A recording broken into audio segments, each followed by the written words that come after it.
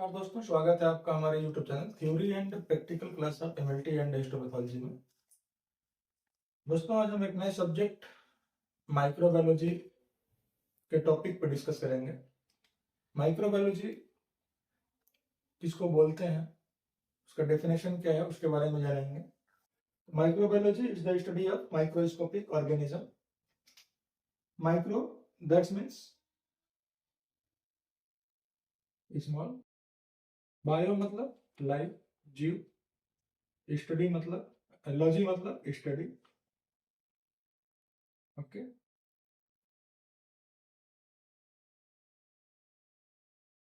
Study of small living या non living things, living या non living pathogens या microorganism is called microbiology या also known as microbiology। ठीक है, तो microbiology is the study of microscopic organism। microbiology है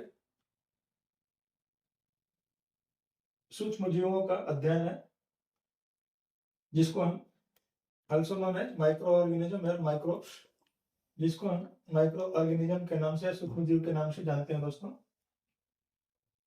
microorganism are living things. ठीक है, जो माइक्रोऑर्गेनिज्म होते हैं वो जीवित सेल्स होते हैं या जीवित प्राणी होते हैं, living things that are too small, जो बहुत ही छोटे होते हैं, जिनको नेट आई से देखना नामुमकिन है। उनको देखने के लिए हमें माइक्रोस्कोप का हेल्प लेना पड़ता है। दोस्तों, ठीक है, तो माइक्रो ऑर्गेनिज्म को हम माइक्रोस्कोप के थ्रू ही देख सकते हैं, उनको हम नेट आई के थ्रू नहीं देख सकते हैं, इतने छोटे होते हैं। ओके, तो ये हमारा जनरल इंट्रोडक्शन था या डेफिनेशन था दोस्तों माइक्रोबायोलॉजी का। ठीक है, तो माइक्रोबायोलॉजी एक ब्रांच है जिसमें bacteria, fungus, algae, protozoa, bacteria, virus, parasites and nematodes होते हैं। दोस्तों, इन सब की स्टडी को हम लोग माइक्रोबायोलॉजी बोलते हैं। ठीक है, microbiology includes the study of bacteria, fungus, algae, protozoa, virus, parasites and nematodes। Bacteriology, the study of bacteria, that means gram positive और ग्राम नेगेटिव बैक्टीरिया के स्टडी को हम लोग बैक्टीरियोलॉजी बोलते हैं। दोस्तों, ठीक है, माइकोलॉजी जिसमें हम स्टडी करेंगे फंगस का, the study of fungi including mushroom, east and mould. ठीक है, फंगस की स्टडी को हम लोग माइकोलॉजी बोलते हैं। दोस्तों, जिसमें हम लोग मशरूम, ईस्ट और मोल्ड का अध्ययन करते हैं। ठीक है, ये हमारे फंगाई है दोस्तों या फंगस है। Phycology, the study of photosynthetic eukaryotic such as algae। Phycology, the study of photosynthetics, that means दोस्तों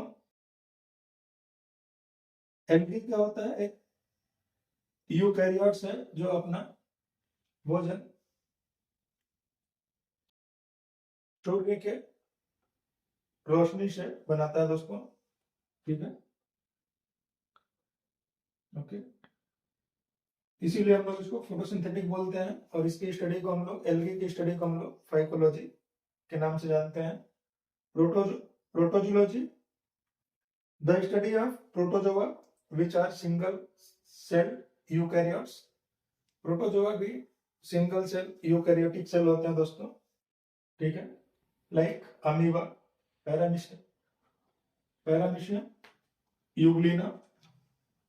ठीक है, जिसमें हम लोग स्टडी करते हैं प्रोटोजोआ का।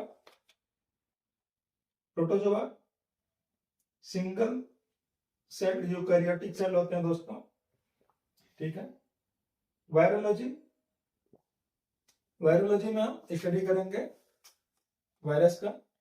The study of virus is also known as virology, जिसमें हम डीएनए एंड आरएनए वायरस का स्टडी करेंगे। ठीक है। Virus are non cellular particles. Virus जो होते हैं दोस्तों वो नॉन सेलुलर पार्टिकल्स होते हैं। ठीक है। जो सेल्स पर अटैक करते हैं या हमारे बॉडी के सेल्स को डैमेज करने का काम करते हैं दोस्तों, उनको वायरोलॉजी बोलते हैं। Parasitology the study of parasites which are organism that live in or on a host organism and often cause disease। ठीक है। पैरासाइट के स्टडी को हम लोग पैरासाइटोलॉजी के नाम से जानते हैं। ठीक है। जो एक ऑर्गेनिज्म होते हैं that live in are an host organism. Okay.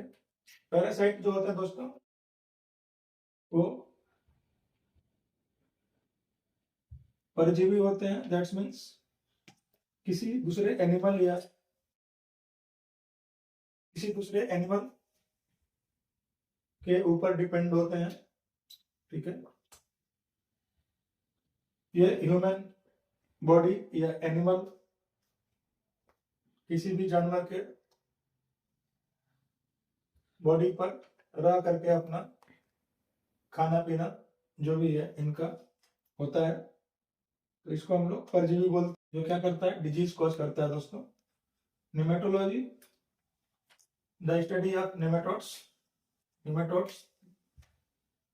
That means round worm या small worm present in soil.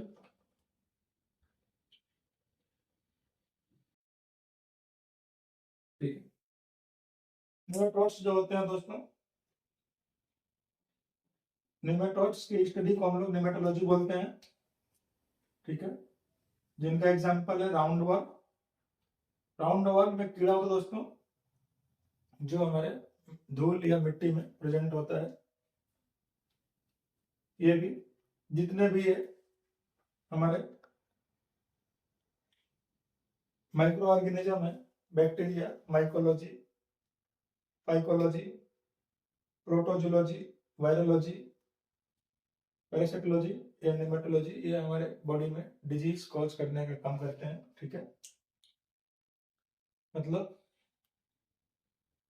Body में एनिमल बॉडी या ह्यूमन बॉडी में एंटर करके ये इन्फेक्शन फैलाते हैं दोस्तों। ठीक है।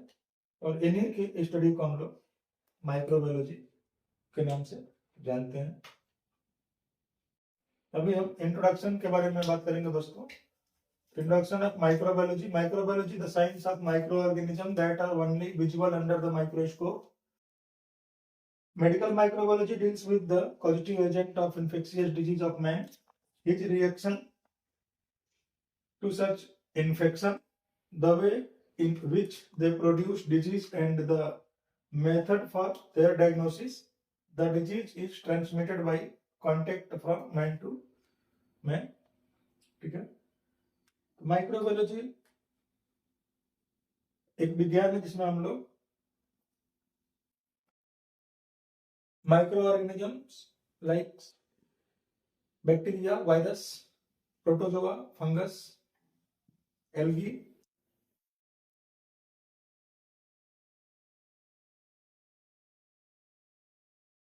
को देखने के लिए हमें माइक्रोस्कोप का सहारा लेना होता है दोस्तों, क्योंकि जितने भी माइक्रो ऑर्गेनिज्म होते हैं उनको नेक्ट आई से देख पाना संभव नहीं है।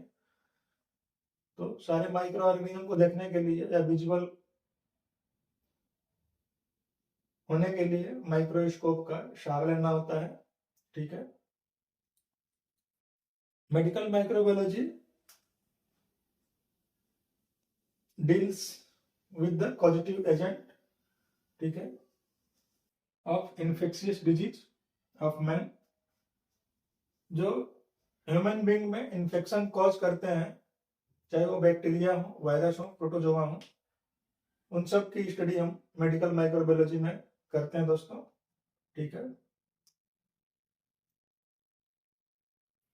Infectious disease, positive agent of infectious disease bacteria या वायरस से या माइक्रो ऑर्गेनिज्म से होने वाले इन्फेक्शन या उसके डिजीज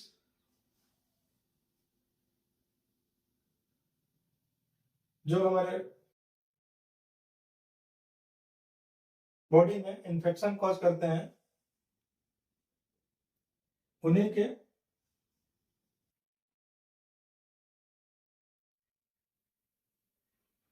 जो हमारे बॉडी में डिजीज प्रोड्यूस करेंगे दोस्तों माइक्रो ऑर्गेनिज्म, उनके मेथड्स और उनके डायग्नोसिस को हम लोग माइक्रोबायोलॉजी में परफॉर्म करते हैं।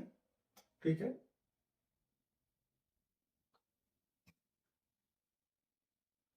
कोई भी disease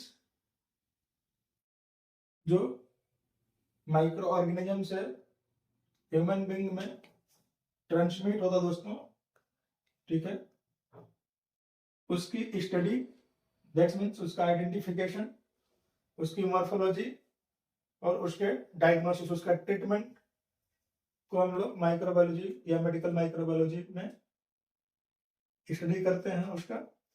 the disease is transmitted by contact from man to man. Micro organism से होने वाली डिजीज जो भी है दोस्तों, वो man to man, animal to human being. That means दोस्तों, किसी भी माइक्रो ऑर्गेनिज्म से इन्फेक्टेड पर्सन या एनिमल्स नॉर्मल पर्सन को इन्फेक्शन पहुंचा सकता है या डिजीज को ट्रांसमिट कर सकता है। ठीक है। तो जितने भी हमारे माइक्रो ऑर्गेनिज्म है वो मैन टू मैन ट्रांसमिट होते हैं दोस्तों। ठीक है। The credit for observation and description of bacteria goes to Antonie van Leeuwenhoek. ठीक है। एंटोनी वन लीवेनहॉक को बैक्टीरिया का ऑब्जर्वेशन और डिस्क्रिप्शन का श्रेय जाता दोस्तों। ठीक है। एंटोनी वन लीवेनहॉक ने सबसे पहले जीवित कोशिकाओं को माइक्रोस्कोप के अंडर माइक्रोस्कोप देखा था जीवित कोशिकाओं को। ठीक है। तो एंटोनी वन लीवेनहॉक को फादर ऑफ माइक्रोस्कोप के नाम से भी जाना जाता दोस्तों। ठीक है। लुईस पास्चर को फादर ऑफ माइक्रोबायोलॉजी। ठीक है। Father of bacteriology Robert Koch को, father of antiseptic surgery Joseph Lister को, father of chemotherapy Paul Ehrlich को। और नेक्स्ट हम लोगों का microbes and their classification. Microbes are diverse and classified in different groups based on various criteria such as cell structure, metabolism, and genetic makeup. Here's a brief overview of their classification. That means दोस्तों, हम micro organism को classified करने के लिए हमें उसका cell structure, metabolism and उसका genes material, that's mean genetic makeup, इन तीनों के अकॉर्डिंग, सेल स्ट्रक्चर के अकॉर्डिंग, ठीक है, कि बैक्टीरिया हमारा यूकैरियोटिक है या प्रोकैरियोटिक है। ठीक है। उसका शेप एंड साइज, उसका कैरेक्टरिस्टिक, मेटाबॉलिज्म, दैट्स मीन चयापचय या मेटाबॉलिक रेट, और जेनेटिक मेकअप के अकॉर्डिंग हम बैक्टीरिया या माइक्रो ऑर्गेनिज्म को क्लासिफाइड करेंगे। ठीक है। सबसे पहले लेंगे हम लोग दोस्तों बैक्टीरिया को। This are single celled prokaryotic organism found in wide range of environment. Bacteria हमारा प्रोकैरियोटिक सिंगल सेल ऑर्गेनिज्म है दोस्तों, जो हमारे एनवायरनमेंट में प्रेजेंट होता है, ठीक है। They can be classified based on their shape. Bacteria को क्लासिफाइड करने के लिए उसका शेप, ठीक है, शेप हम माइक्रोस्कोपिकली देखेंगे दोस्तों कि बैक्टीरिया कौन सा कोकाई फॉर्म में है, कौन सा बेसिलाई फॉर्म में है, कौन सा स्पिनर फॉर्म में है, ठीक है। तो उसका मॉर्फोलॉजी के अकॉर्डिंग हम उसको क्लासिफाइड करेंगे। ग्राम स्टैंडिंग कैरेक्टरिस्टिक्स के अकॉर्डिंग हम उसको क्लासिफाइड करेंगे, कौन सा बैक्टीरिया हमारा ग्राम पॉजिटिव है, कौन सा ग्राम नेगेटिव है। ग्राम पॉजिटिव और ग्राम नेगेटिव बैक्टीरिया को डिफ्रेंशिएट करने के लिए हम ग्राम स्टैंड को परफॉर्म करते हैं दोस्तों, ठीक है। तो उसके स्टैंडिंग कैरेक्टरिस्टिक के अकॉर्डिंग, उसके मॉर्फोलॉजी के अकॉर्डिंग और उसके मेटाबॉलिक प्रॉपर्टीज, दैट्स मींस कौन सा बैक्टीरिया हमारा एरोबिक है, कौन सा एनारोबिक है, इन तीनों के according metabolic properties, standing characteristic और शेप के अकॉर्डिंग हम बैक्टीरिया को डिफरेंट डिफरेंट ग्रुप में क्लासिफाइड करते हैं दोस्तों, ठीक है। उसके बाद है अर्चिया। अर्चिया सिमिलर टू बैक्टीरिया। अर्चिया जो दोस्तों बैक्टीरिया से मिलता जुलता होता है या उसके समान ही होता है। Archaea are also single celled prokaryotes. Archaea भी हमारा क्या है, सिंगल सेल प्रोकैरियोटिक सेल्स है दोस्तों। However, they have distinct genetic and biochemical characteristics that differentiate them from bacteria. Archaea are often found in extreme environment such as hot spring, deep sea, and salty environment. अर्चिया जो होता है दोस्तों hot spring, ठीक है, समुद्र की गहराई में और सॉल्टी इन्वायरमेंट में प्रेजेंट होते हैं, ठीक है। जो क्या है, सिंगल सेल प्रोकैरियोटिक सेल है अर्चिया, जो बैक्टीरिया से सिमिलर है या बैक्टीरिया के समान ही होता है, ठीक है। However, they have distinct genetic and biochemical characteristics, ठीक है। उसकी जेनेटिक संरचना और उसके बायोकेमिकल कैरेक्टरिस्टिक के अकॉर्डिंग हम उसको डिफरेंशिएट करते हैं दोस्तों, ठीक है।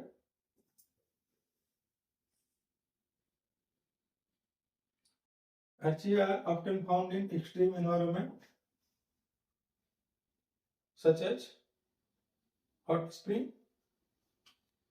ठीक है,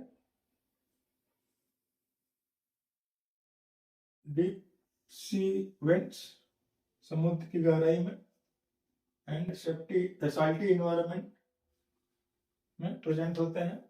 नेक्स्ट है हमारा protist. Protist are mostly single cell eukaryotic, okay.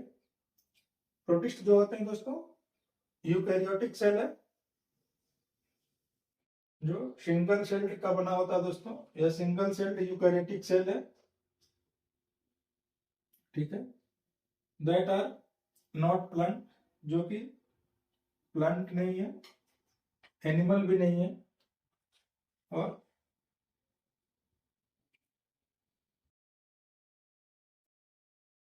Fungi भी नहीं है दोस्तों। They includes diverse group such as algae, protozoa and molds, ठीक है। प्रोटिस्ट जो होता है दोस्तों एल्गी, प्रोटोजोआ और मोल्ड्स का क्या है, ग्रुप है या उसका एक श्रृंखला है। Protist are classified based on their modes of nutrition, ठीक है। प्रोटिस्ट को क्लासिफाइड करने के लिए उसका modes of nutrition, locomotion and cellular structure, ठीक है। लोकोमोशन दैट्स मींस गति या उसके चाल चलन, और सेलुलर स्ट्रक्चर दैट्स मींस उसका उसके सेल्स के बनावट के अकॉर्डिंग या सेल्स स्ट्रक्चर के सेलुलर स्ट्रक्चर के अकॉर्डिंग हम प्रोटिस्ट को क्लासिफाइड करते हैं दोस्तों, ठीक है। माइक्रोब्स एंड देयर क्लासिफिकेशन में भी हम नेक्स्ट जानेंगे फंगी या माइकोलॉजी के बारे में दोस्तों। Fungi are eukaryotic organism then can be unicellular, yeast और मल्टीसेलुलर, मोल्ड और मशरूम्स। फंगाई जो होते हैं दोस्तों या फंगी जो होते हैं यूकैरियोटिक ऑर्गेनिज्म होते हैं जो यूनिसेलुलर या मल्टीसेलुलर दोनों हो सकते हैं। यूनिसेलुलर दैट्स मींस अगर ईस्ट होगा तो यूनिसेलुलर होगा, और मोल्ड्स और मशरूम होंगे तो मल्टीसेलुलर होंगे दोस्तों। They obtain nutrients through absorption and are important decomposer in ecosystem. ये अपना फंगी जो होता है दोस्तों अपना जो न्यूट्रिएंट्स अपना खाना जो होता है एब्जॉर्प्शन के थ्रू प्राप्त करते हैं, दैट्स मींस अवशोषण के रूप में प्राप्त करते हैं, जो इम्पोर्टेंट डिकम्पोजर इन इकोसिस्टम, जो डिकम्पोजर इन इकोसिस्टम में अपना इंपॉर्टेंट रोल या क्रूशियल रोल प्ले करते हैं। Fungi are classified based on their reproductive structures, spore production and genetic relatedness. Fungus को क्लासिफाइड उनके रिप्रोडक्टिव स्ट्रक्चर के अकॉर्डिंग, स्पोर,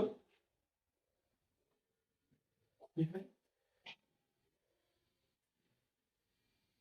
संरचना के अकॉर्डिंग, स्पोर प्रोडक्शन मतलब बीजाणु उत्पादन, ठीक है,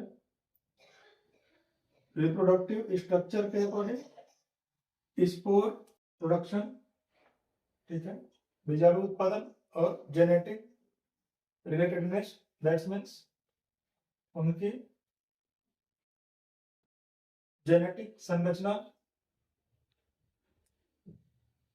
या जीन संरचना के अकॉर्डिंग हम उनको फंगस को क्लासिफाइड करते हैं, ओके। नेक्स्ट हमारा है वायरस। नेक्स्ट हमारा है वायरस।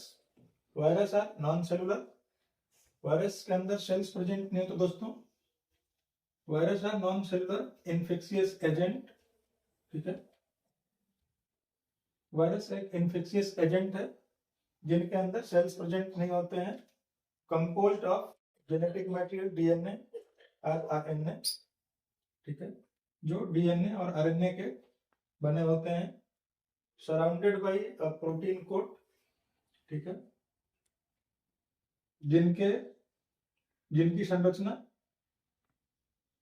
प्रोटीन से बनी होती है दोस्तों, दैट्स मींस डीएनए और आरएनए उनके जो जेनेटिक मटेरियल है उनके ऊपर एक प्रोटीन का कोट होता है, ठीक है। They are not considered living organism. Virus को हम जीवित कोशिका नहीं मानते हैं क्योंकि इसके अंदर सेल्स प्रेजेंट नहीं होते हैं, because they can not replicate independently and required a host cell to reproduce, ठीक है। वायरस को जीवित सेल्स नहीं मानते हैं दोस्तों, और इनको इन्फेक्शन कॉज करने के लिए एक होस्ट की जरूरत होती है, ठीक है। होस्ट के थ्रू ही अपना न्यूट्रिएंट्स लेते हैं और इन्फेक्शन को कॉज करते हैं, इन्फेक्शन फैलाते हैं, ठीक है। Host that's means animal, plant या फिर ह्यूमन बीइंग के बॉडी में इंटर करने के बाद ही अपना इन्फेक्शन या इन्फेक्शन को फैलाते हैं और अपना जो भी न्यूट्रिएंट्स है वो होस्ट के थ्रू ही प्राप्त करते हैं। Virus are classified based on their genetic material, structure and mode of replication. Virus का क्लासिफिकेशन के लिए उनका genetic material that's means DNA virus है या आरएनए वायरस है, उनका जेनेटिक मटेरियल के अकॉर्डिंग, उनके स्ट्रक्चर के अकॉर्डिंग, ठीक है, दैट्स मीन्स उनकी बनावट और मोड ऑफ रेप्लिकेशन, ठीक है, इन तीनों के आधार पर वायरस को क्लासिफाइड किया जाता दोस्तों। तो ये हमारा जो टॉपिक था वो था माइक्रोब्स एंड देयर क्लासिफिकेशन, जिसमें हमने बैक्टीरिया, फंगस, प्रोटिस्ट और वायरस का क्लासिफिकेशन किस आधार पे करते हैं उसके बारे में डिस्कस किया, ठीक है। यहाँ पे यूकैरियोटिक एंड प्रोकैरियोटिक सेल्स बार बार आया दोस्तों। हम नेक्स्ट वीडियो में यूकैरियोटिक सेल्स क्या होते हैं, प्रोकैरियोटिक सेल्स क्या होते हैं, उसके बारे में डिस्क्राइब करेंगे। और कंटिन्यू माइक्रोबायोलॉजी में फर्स्ट पॉइंट जो हम लोगों का है बैक्टीरियोलॉजी, बैक्टीरियोलॉजी से रिलेटेड